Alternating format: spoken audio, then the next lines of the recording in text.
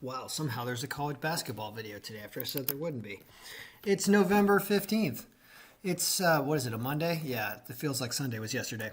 Okay, lot going on. I'm going to start off this with a little story, and I'm going to let you guys look at today's 41 games or so that we have in here while I'm telling a bit of a story. So, I am simultaneously the nicest human being on earth and the world's biggest asshole, all at the same time. And the best story that I can explain about that is I was driving in Virginia last year, and I'm always paying attention behind me, and I saw a car coming up at like 120 miles an hour, two cars racing, and so I moved to the right to try to just give myself even more space as they were flying by.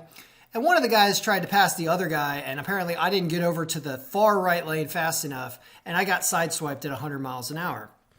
So not too much damage, ripped off the side view mirror and bashed the left side of my car. But the real interesting part was that the guy who hit me did not stop. And after I collected myself and because when you get hit like that, kind of like, it's like, whoa, I got hit. Am I all right? Yeah, I'm all right. As soon as I realized I was all right, I floored it and I followed him. And I flashed my brights behind him and honked my horn for 11 miles on Route 66 in Virginia. And we actually drove so far while I chased him that we ended up making it to a Cracker Barrel. He pulled into a Cracker Barrel like 10 miles out of the county where he hit me. And I boxed him in with my car while I was on the phone with the police. And I was on the phone with the police while I was chasing him also. And I was like, this guy's a maniac. I was like, something's wrong here. And so going 100 miles an hour on Route 66 with a bashed car, by the way, his car was really, really screwed up too. His car was in worse shape than mine. And then when he got out and the cops showed up, he had his brother inside of the Cracker Barrel who worked in the Cracker Barrel. And he told the brother to lie and say that I was harassing people in the parking lot and stuff like that. And the cop didn't believe any of it because the cop heard my phone conversation for the last 10 minutes while I was following him. So the cop told me to calm down, of course. I get it. And I was calm, but I was angry. And the kid it was a 21-year-old kid. The kid called his dad. And we were waiting for the police so long because the accident happened in a different county. That it was a long story. I was waiting there for like 20 minutes while I boxed this guy in and I dared him to back into my car to try to get out of his spot. While I stayed in my car just checking to see if he was packing, see if he was going to try to shoot me. So while this happened, and the cop shows up and the guy's father shows up. Now, I speak some Spanish. Hablo un poco español. And I've been exposed to many other languages. And I understand just enough Farsi. Iranian is what they were. I understand just enough Farsi to digest that the father was a good guy and that the son was actually probably a good guy, even though he was an idiot. And so I walked over to them. The cop's like, dude, don't go over there. I was like, no, it's all right. And I went over there and I talked to them and I said exactly what I said at the beginning of this video, which is, hey, I'm usually the world's nicest guy. Really am. But when you hit somebody at 100 miles an hour and then you don't stop, I go, you don't leave the scene of an accident, man. I go, you don't know what kind of damage you could have done to my car. I go, don't leave the scene of the accident. And he was trying to pretend to the cop for a minute that maybe I hit him or something like that. And I was just like, listen, man. I was like, no. I was like, don't. I go, here's the deal. I go, I understand you don't have insurance. I understand you're driving your dad's car. And it's your dad's insurance and you're not on there. And this is a big problem. And that's why you ran. I got that from your conversation.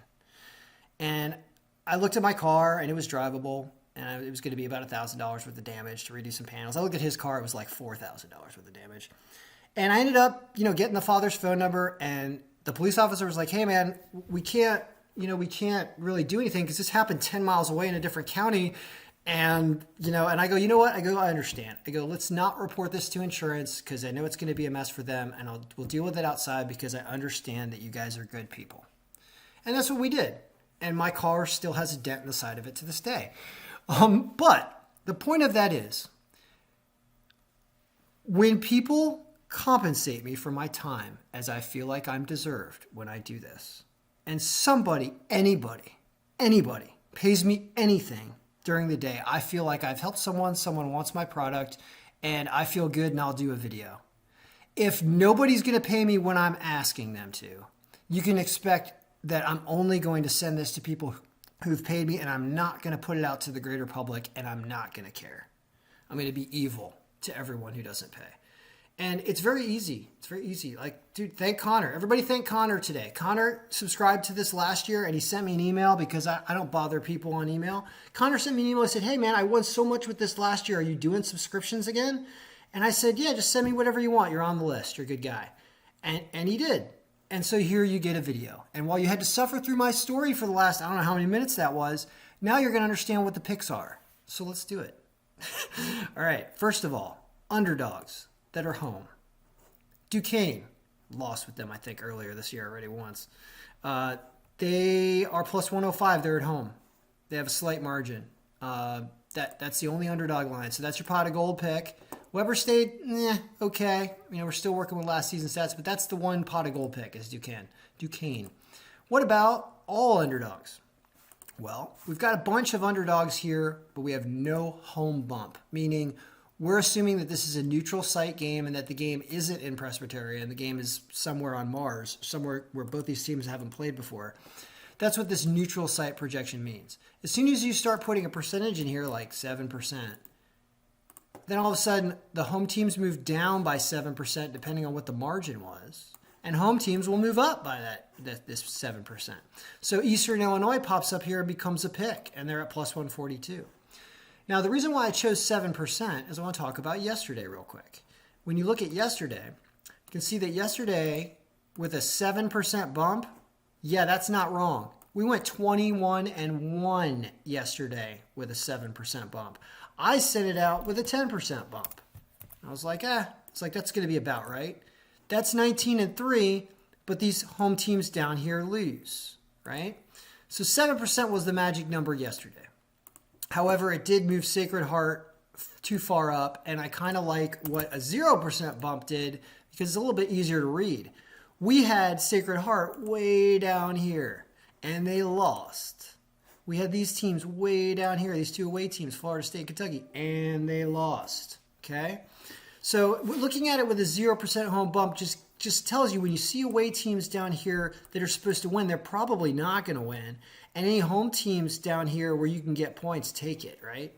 Or you take this home team with the points. Like Florida was with a point yesterday. So let's apply that to today. Okay, here's today again with these 41 games. And we'll start at the bottom of the list and move upward. So with no home bump, you've got UNLV at minus 165, but it's way down here. You'd like to see a better line than that down there. Cal Santa Barbara is away, okay? So they're supposed to win this game, but not because they're away, no. But you could get 7.5 with Cal Santa Barbara. So that seems like a very doable, even though they're an away team, right? See how you get some nice points down there. Duquesne we talked about, the only underdog home pick of the day. Here we go. Here's a Furman at Belmont. Look, we have Furman winning this game with a 9% margin, and they're plus 225. But they're away. But you could take them with 6.5. Similar situation. Holy Cross, you could take them with 11.5. There's a lot of interesting things out here. I don't like to take away teams, but look at this. Citadel all the way up here against Presbyterian. That's almost an 18% margin, plus 3.5.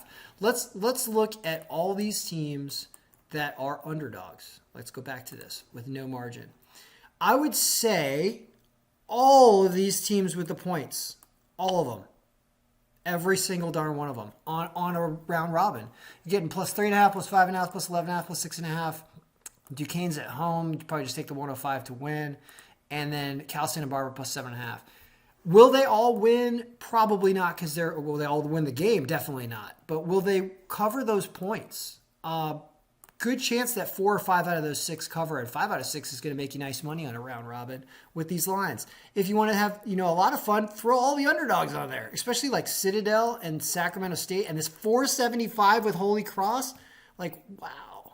All these teams have played games, all right? So that's how you can read the bottom of the board when it comes to what's going on down here, because you start to see all these spotty away teams, and there's a 10% home bump. Watch how many of those away teams go away. You're just left with these. Anyway, blank game. What's the blank game? I don't know. All right, so From top down, though, you definitely want to look at this with no bump, and I'll explain why. Our projected scores here, which have been pretty darn good so far this year, they're the best when they're at a 0% home bump. And the reason for that is you don't want to give Gonzaga even more credit against Alcorn State by adding another like 15% bump, because look what happens to the score. It goes from 107 to 111. Like, you should keep it at a 0% bump for looking at these games at the top, especially when projecting scores, because the scores will change when you change the bump, because it's smart. So you got a ton of home teams up top here. We hit, I believe, like the top 18 or something or 16. We hit the top 16 yesterday. So if you want to throw a big parlay, it's like take like the top 10. I know the lines are terrible, but it's gonna still pay more than like even money. And it has hit. It's only one day this season that we haven't hit all these teams up top. I think it was just that one day on Saturday where like 4 or 5 of these lost. It was crazy. Saturday was a crazy underdog day. Let's see where that is.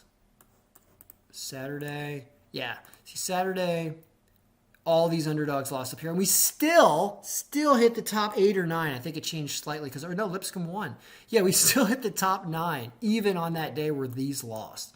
I mean, you look back even before, look how great, even better yesterday, right? So it's an interesting thing to just, I know it's like, oh my God, I'm taking 10 teams to win on a parlay. Sounds silly, right? No, not really.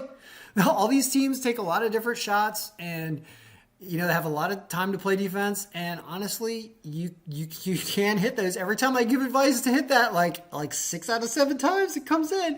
So it's something to think about. But the real payouts you're going to see popping up down here, and it's reading this part of the board and trying to get your money on home teams. Like here's a IUPUI at Denver. I wasn't at Denver, but I've seen Denver. They suck. At least they sucked last year.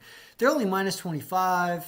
That's not too bad. Here's a minus 165 for Pepperdine at Utah Valley. University of California, Cal at San Diego. That's almost like not like that's like both of them are home almost. Anything else good up here? I don't know. But that's the video for the day. See how nice I am when somebody pays me? So if anybody pays me anything tomorrow, you'll get a video tomorrow. It's just that easy. So good luck, and may all your picks be winning.